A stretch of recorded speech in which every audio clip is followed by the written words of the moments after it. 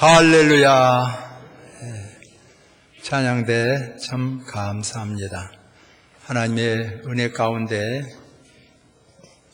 금년에 1, 2, 3, 4부로 이렇게 정리가 되었는데 은혜 중에 잘 나가게 된 것을 감사하고 3부도 이제 균형을 잡아간 것을 감사합니다. 다음 주에는 찬양대가 더 늘어날 텐데요. 우리 3부 찬양대 한 번 더 격려 박수 합시다. 네, 감사합니다. 그리고 병원에 입원했다가 또 퇴원한 분들도 있는데요. 한없이 감사하고 방송은 조금 높게 해주시면 제가 알아서 쓰겠습니다.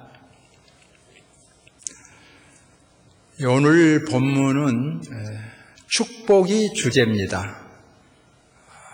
너무 용어에 집착하는 것보다는 그 축복 자체에 관심을 갖는 것이 은혜가 됩니다. 용어는 지금 예를 들면은 구주 강림절이지요. 지금 기간이 찬송가의 연합으로 이렇게 표할 때 구주 강림절인데 교단마다 차이가 있고 또 혼용해서 씁니다. 대강절 그렇게 쓰고 또 대림절 그렇게도 쓰지요. 우리 본교단에서는 대림절을 더 신학자들이 선호한 편입니다. 대림절, 예수님의 오심을 기다리고 성탄절 기다리죠. 대림절. 또 전통적으로는 대강절을 많이 썼습니다. 그리고 모든 초교파적으로 합해서 이 찬송가를 낼 때에는 구주 강림으로 냈죠. 그래서 구주 강림절 오늘 두 번째 이렇게 내고 있습니다. 그래서 용어에 너무 집착하다가 보면 통일성을 잃어버리게 되고 마음을 상할 수가 있어요. 그래서 항상 자기하고 맞으면 좋아하고 안 맞으면 보아 넘기지 못하고 이런 실수를 하기 때문에 항상 폭을 넓히는 자세가 필요합니다.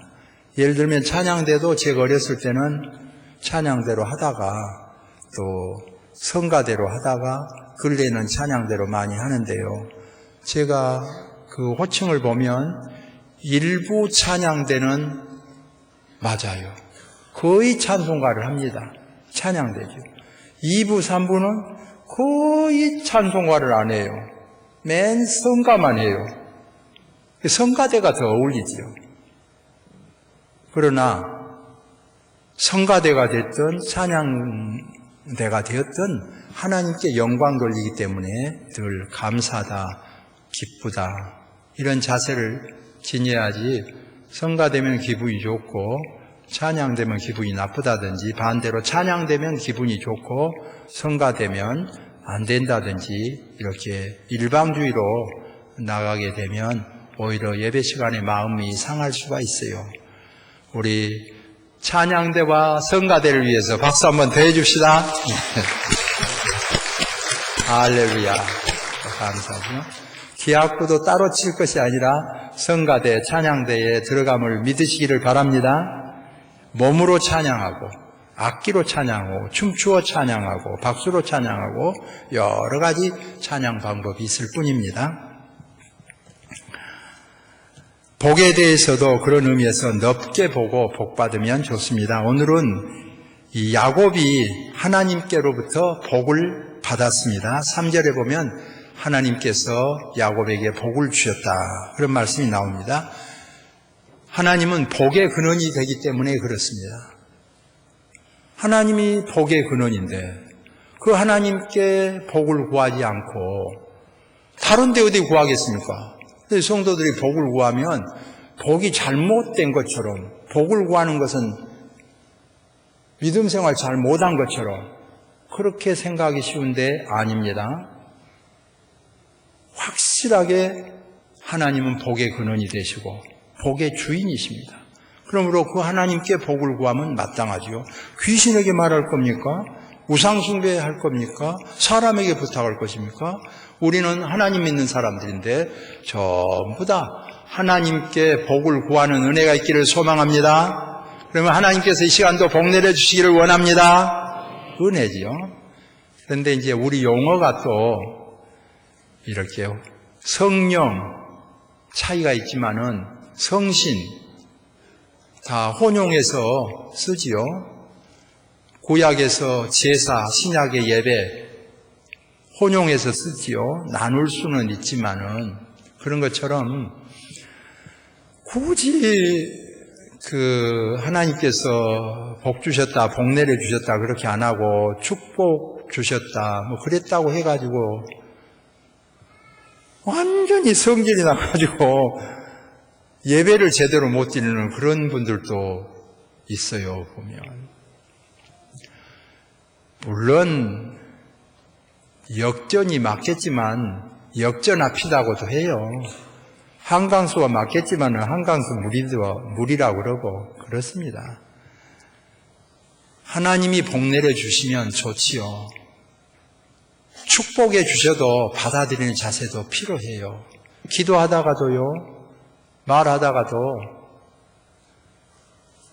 축복이라는 말을 못 써가지고 하나님 아버지 이 어린아이를 축복하여 주옵소서 그러면 시원할 것을 못 해가지고 하나님 아버지여 이 어린아이를 복하옵소서 해가지고 당황한 이런 분들도 있어요. 보면 우리 용어가 다 정립하면 좋겠지만은 혼용돼서 쓴 것들이 많이 있음을 알고 이해하면 좋습니다. 전 국민을 다 고치기 어려워요. 옛날에는 한알천 했던 것이 지금은 하늘천 하는데 앞으로 또 한올천이 될런지도 모르잖아요. 우리 전라도는 항상 이 어법이 막 앞에 나가기 때문에요. 늘 앞서가서 표준어가 됩니다. 그래서 근래에는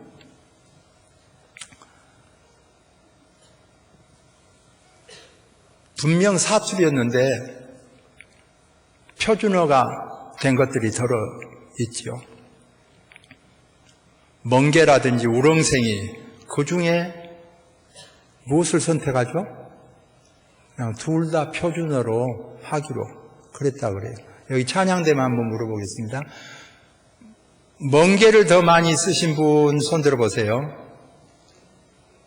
손 내리고. 우렁생이를 더 많이 든 분 손 드세요. 적은 편이네. 줄어들었네. 그래도 이제 멍게나 우렁생이.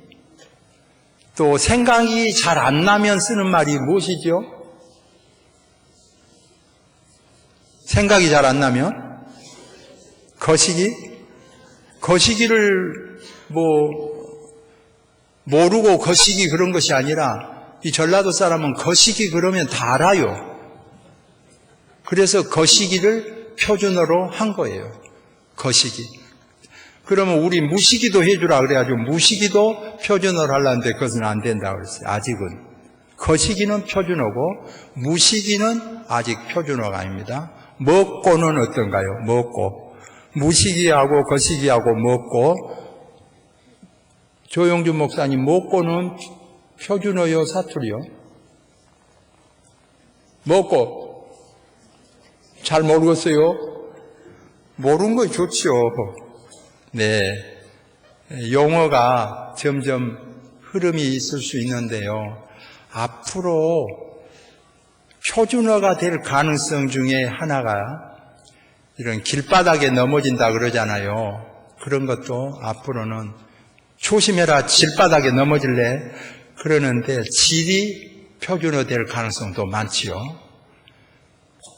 그래서 어떻게 용어를 쓰느냐에 따라서 좀 흐름이 있기 때문에 함축해서 많이 쓰고 그러므로 너무 축복이라고 하면 아무것도 몰라서 쓴다고 그렇게 해서 비평하고 비방하면서 은혜가 안 돼버리는 그런 자세보다는 포괄적으로 우리 언어 전체의 흐름을 보면서 받아들이는 자세도 매우 필요하다. 그래서 장로님들이 축복하여 주옵소서 그렇게 하나님께 기도할 때도 그런 모양이다, 그런 같다 하고 받고, 또 목사님들이 설교할 때 축복하여 주옵소서 그래도 그런 대로 받으면 도움이 됩니다. 근데 어느 학자들 말로는 복 내려 주옵소서, 복을 주옵소서 그렇게 한 것이 맞다고 하니까 알고는 지나간 것이 좋겠죠. 그 하나님께서 이 야곱에게 복을 내려 주신 것입니다. 생육하고 번성하라, 그런 복을 주셨어요. 야곱은 죄인이면서도 복을 받았습니다. 이게 큰 은혜가 된 것입니다.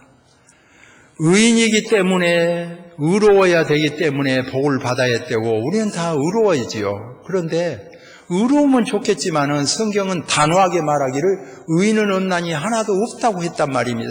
다 죄인이라고 했단 말입니다. 그러면 하나도 복 받을 사람이 없잖아요.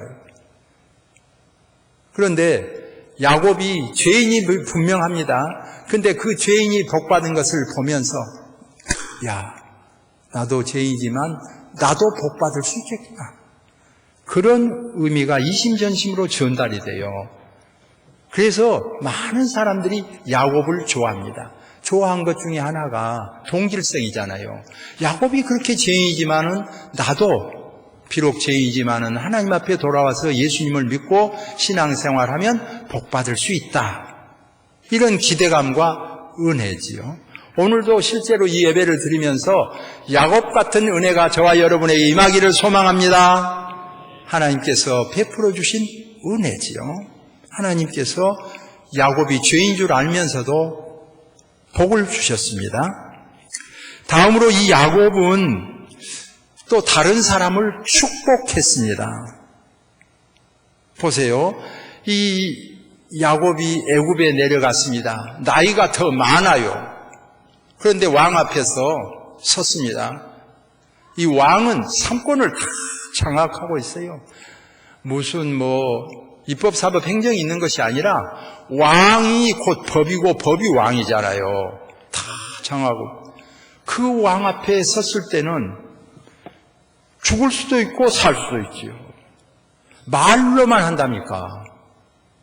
눈 깜짝한 것으로 끝날 수 있고 손가락 하나 깐다 하면 끝날 수 있어요. 영화 같은 데 보면 그러죠. 경기장에서 이렇게 경기를 벌이잖아요. 정말 스파르타쿠스.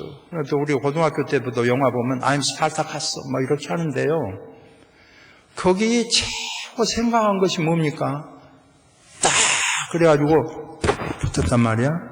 서로 친구가 생각해 주면 네가 어떻게 그렇게 어려운 십자가를 지려고 하느냐.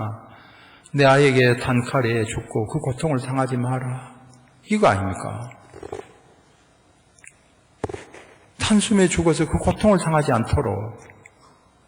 이게 최대의 서비스가 죽여주는 거지요. 살아남은 사람은 어떻습니까? 그 고통의 십자가를 지고 십자가에 매달려서 급소를 찌른 것도 아니잖아요. 심장을 찌른 것도 아니고 못을 박기 때문에, 피를 흘리기 때문에 하루, 이틀, 사흘, 어떤 사람은 일주일까지 간다 그래요. 장렬하는 태양빛에 째째팔이 그 아픔 다 견디고 그 피 말리는 그 고통을 네가 어떻게 당하겠냐. 서로 너무 사랑하기 때문에 죽여주려고 그런 모습이 나올 정도지요. 이런 십자가의 죽음이나 현장에서 죽음이나 이런 걸 구경하면서 즐기잖아요. 왕이요, 손가락 하나로 이러면 죽는 거예요. 이러면 죽는 거예요. 왜 웃고 있어요? 조영준 목사님 자기 차례 올 줄 알고 지금 이 손가락으로 올리면 사는 거예요. 살짝 굽이잖아요. 딱 쳐다나고 죽는 거죠. 그런 왕 앞에 섰을 때 얼마나 두렵겠어요. 그래도 오늘 본문에서 소개한 건 뭐냐면요, 바로가 이렇게 말해요. 더 나이 많은 야곱에게 네가 몇 살이뇨? 그러면 너 나이가 몇 살이뇨? 그런 거예요. 번역의 어려움 참 이럴 때 나오는데요. 이 야곱이 나이가 많지만 왕 앞에 섰잖아요. 왕은 해를 하지요. 야곱은 하쇼를 쓸 수밖에 없지요. 선조들에 비하면 내 인생 사는 건 몇 살 안 되고 짧지만은 참 험악한 세월을 보냈나이다 그러잖아요. 왕 앞에서 내가 험악한 세월을 보냈나이다 그러지요. 그리고 중요한 것이 그 위험스러운 왕을요 야곱이 축복하더라 그런 거예요. 야곱이 축복했어요. 자기는 발밑에 있고 밑바닥에 있지만 성부, 성자, 성령 삼일체 되신 하나님의 이름으로 성도는 축복할 수 있는 거지요. 목사가 축도합니다. 더 훌륭한 사람 얼마나 많겠어요. 그러나 성부, 성자, 성령의 이름으로 축도하는 것 아닙니까? 그래서 많은 사람이 목사의 축도가 아니라 근본으로는 하나님의 축도를 받기 때문에 다 기대하지요. 예배 순서가 찬송, 기도, 설교, 권면, 축도 뭐 다 중요하지만 대체적으로 보면 설교, 하나님의 말씀을 선포하는 거니까 중요하게 여기고 그 다음에는요 은퇴하신 분들 원로들에게 축도 순서를 주잖아요. 축복권, 축도. 그리고 목사 안수 처음 받으면 그분에게 최대한의 배려를 하는 것 중에 하나가 뭐냐면 축도를 시키죠. 그거는 사람에게 받는 것이 아니라 하나님이 내리시는 복이잖아요. 그런데 이걸 모르고 자칫하면 예배 잘 드려놓고 복은 안 받고 가버리고 그런 것은 잘못이다. 우리 볼 수 있지요. 내 축도를 받는 것이 아니라 하나님의 축도, 하나님의 복 내리심, 그걸 받자는 자세 아닙니까?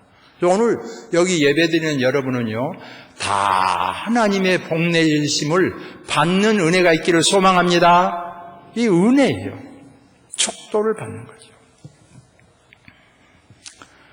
이 야곱은 그러므로 그 하나님의 권위를 가지고 그 왕에게 축복하였고 자녀들을 축복할 뿐만 아니라 손자들을 축복하는 장면이 나오죠. 또 요셉도 왕이 내리는 축복보다도요 아버지가 내리는 축복을 더 기대한 이유는 하나님이 내리시는 축복이죠.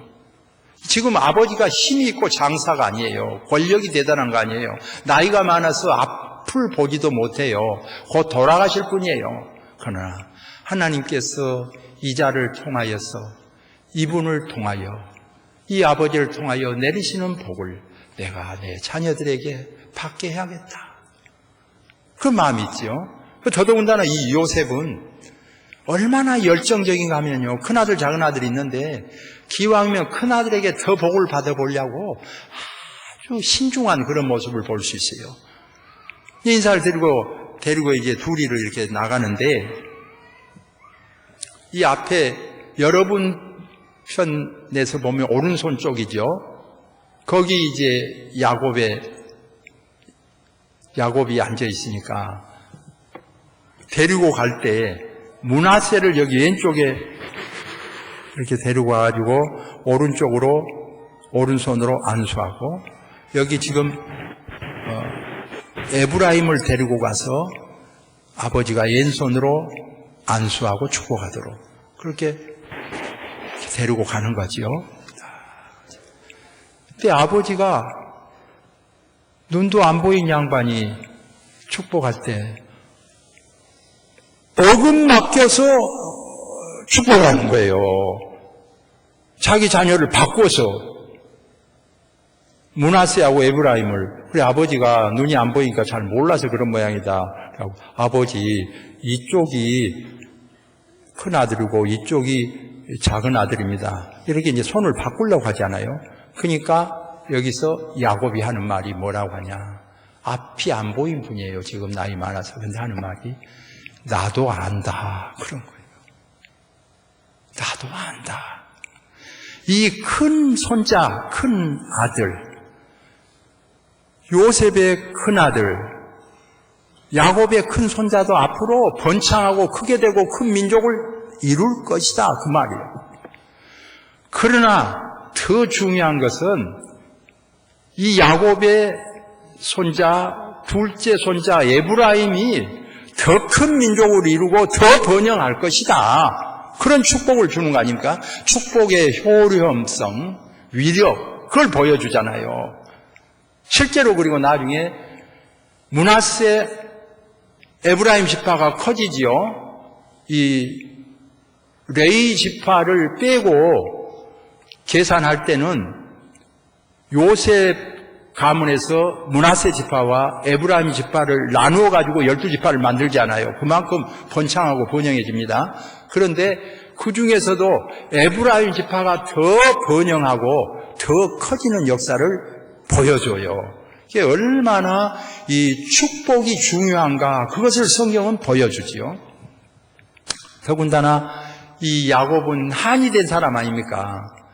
어쩌다가 작은 아들로 태어나가지고 그렇게 하지 않아도 받을 복이 있는가 하면 그렇게 해야만 복을 받는가 하는 아픔이 있잖아요. 속이고 아버지 속이고 형 속이고 그래가지고 장자권 받고 또 축복권 받고 그랬지만 편할 날이 없지요. 얼마나 장자가 부럽겠어요. 그래서 그랬는가. 이게 손자들 축복할 때도 큰 손자를 오른손으로 축복하지 않고 왼손으로 엇바꿔서 하는 그 모습을 보여주죠. 자기 심정을 헤아리는 그런 모습은 어쩔 수 없다. 그런 걸 볼 수 있어요. 맏아들이다, 둘째 아들이다, 셋째 아들이다. 이거 보면 성경은요, 정말 오른손이 왼손이 중요하냐 그것을 말하자고 하는 것이 아니라 정말 하나님께서 축복을 내리신 자가 얼마나 중요하냐 그것을 성경은 보여줍니다. 아브라함과 다윗의 자손 예수 그리스도의 계보 아닙니까? 그러면 이삭은 독자고 독자라도 사실은 그 위에 형들이 있었지요. 독자가 축복권과 장자권을 받는 것을 보여주고 야곱이 장자 아니지요. 그래도 믿음으로 축복권과 장자권 받는 것을 성경은 보여주잖아요. 야곱은 다말에게서 이 야곱이 12형제인데 거기 뭐 루벤이나 시몬이나 심지어는 제사장 된 레위까지도 장자권을 이어가지 않잖아요. 영적인 참 중요한 의미를 주죠. 넷째 아들인 유다에게요 장자권을 주잖아요. 아브람, 이삭, 야곱, 이 야곱이 유다를 낳은 것을 보여줘요, 성경은. 유다는 다말에게서 베레스와 세라를 낳고 베레스는 헤순을 낳고 헤순은 람을 낳는 것을 쭉 보여주죠.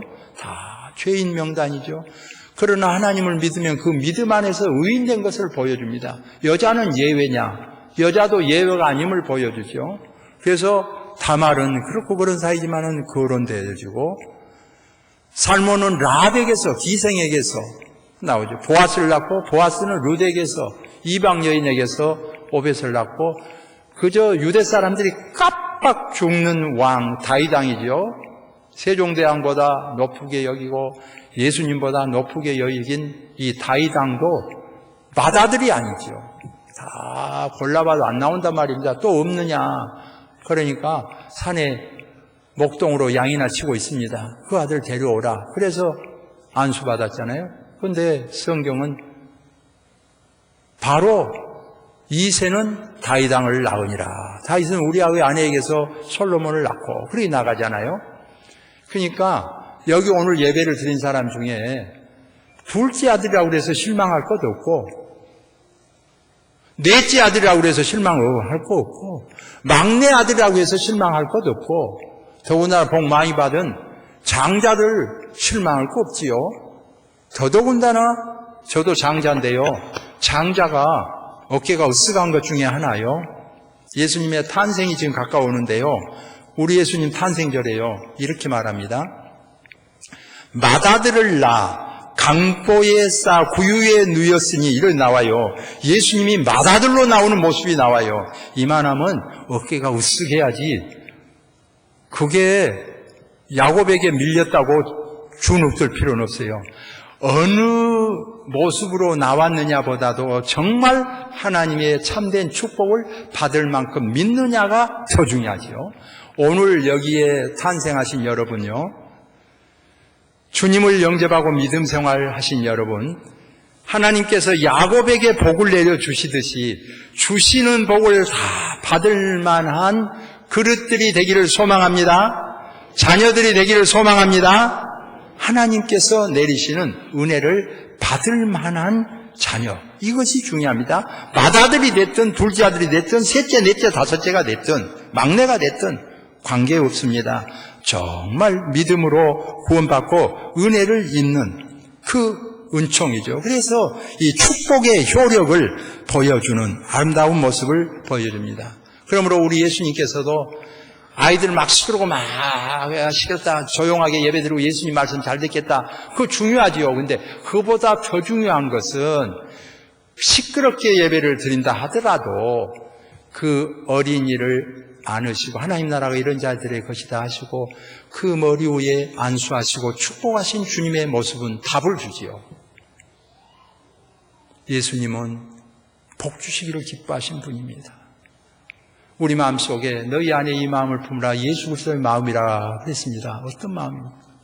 시기, 질투, 모함, 원망, 분노, 짜증, 어떻게 하면 복수할까? 이런 마음이 예수님 마음 아니죠. 늘 축복하는 마음입니다.